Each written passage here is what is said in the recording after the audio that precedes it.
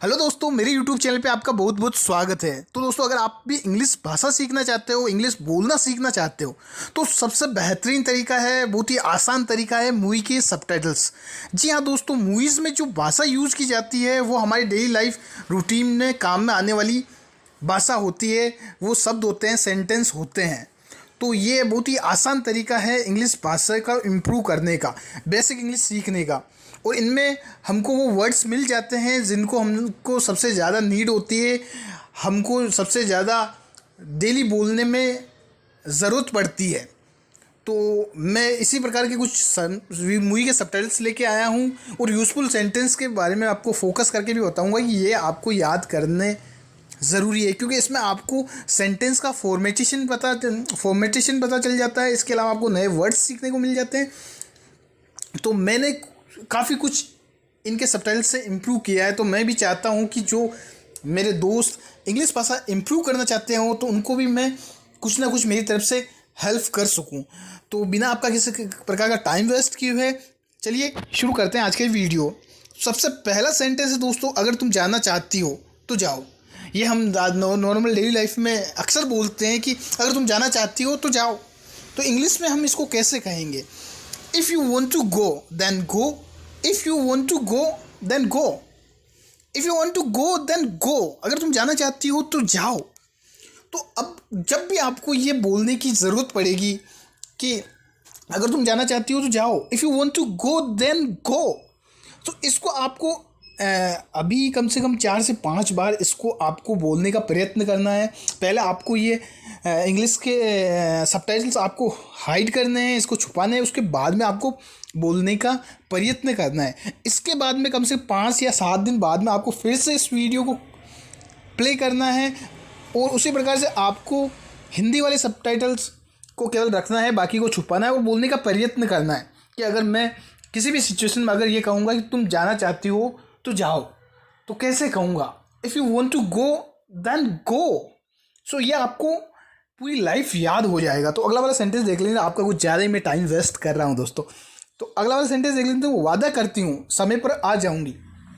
ये भी नॉर्मल हम अपनी डेली लाइफ रूटीन में बोलते हैं कि मैं वादा करती हूँ मैं टाइम पे आ जाऊँगा या आ जाऊँगी। हम भी जब भी घर से निकलते हैं तो हम क्या कहते हैं कि मैं प्रॉमिस करता हूँ मैं वापस टाइम पे आ जाऊँगा। तो इसको इंग्लिश में कैसे कहेंगे? I promise I will be back on time.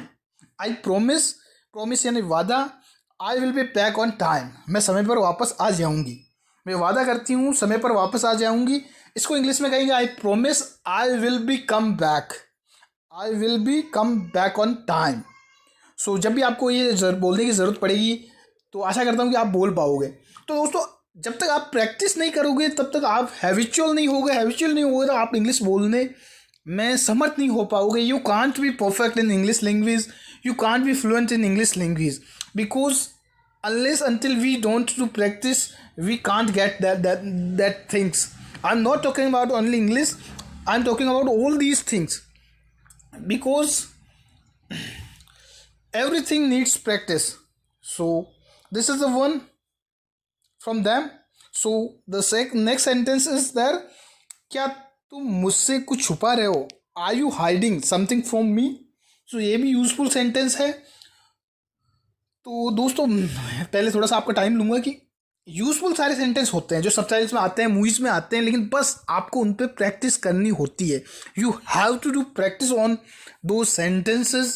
Once you understood, you remember, properly remember, then you will never forget in your life.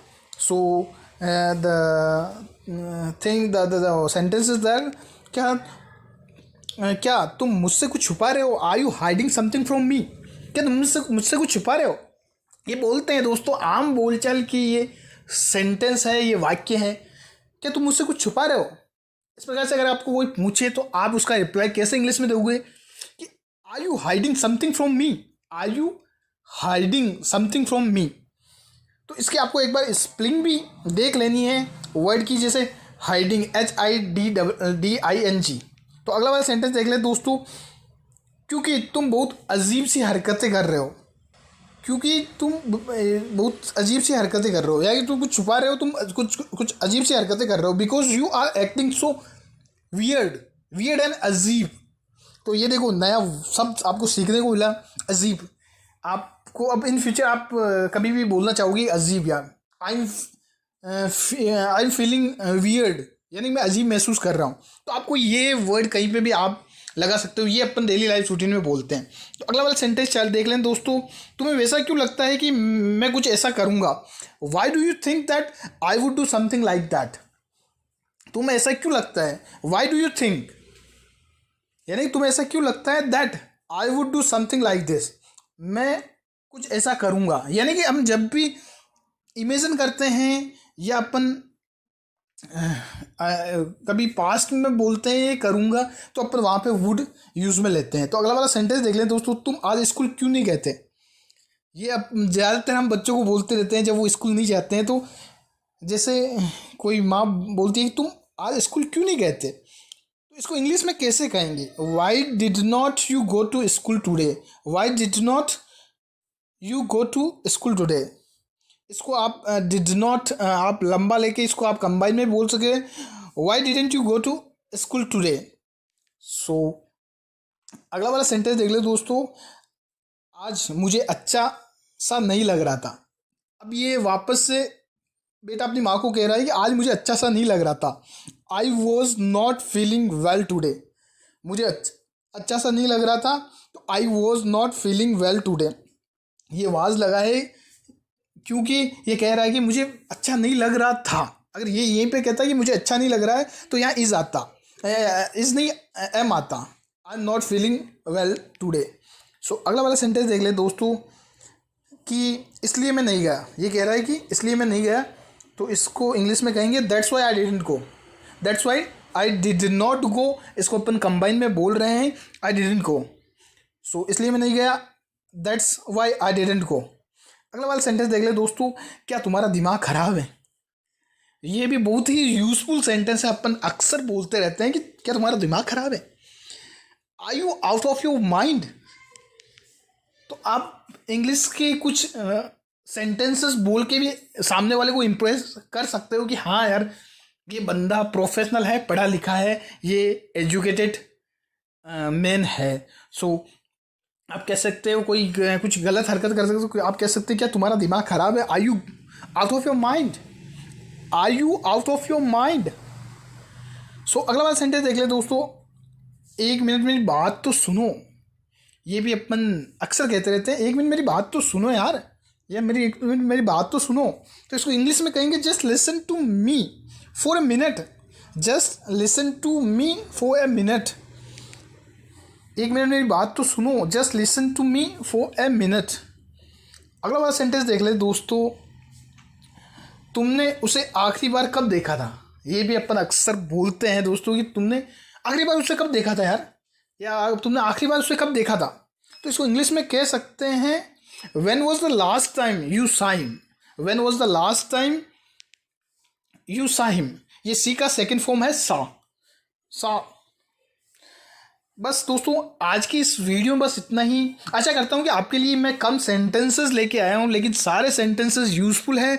इस पर आपको प्रैक्टिस करनी चाहिए, करनी होगी अगर आप इंग्लिश के प्रति इतना सीरियस हो, आप रियलिटी में इंग्लिश सीखना चाहते हो। इस वीडियो को आप कम से कम आज के 4-5 दिन पहले बाद में आप वापस से रीवॉच करें और आप इंग्लिश वाले सबटाइटल्स हाइड करके उसके बाद हिंदी के सबटाइटल्स पढ़ के आप इंग्लिश बनाने की कोशिश करें। तो दोस्तों आज की वीडियो में बस इतना ही। मैंने आपका काफ़ी समय ले लिया है, अराउंड 9 मिनट्स हो चुके हैं। सो बाय बाय दोस्तों, मिलते हैं हमारे अगले वाली वीडियो में। तब तक के लिए bye, take care, keep learning.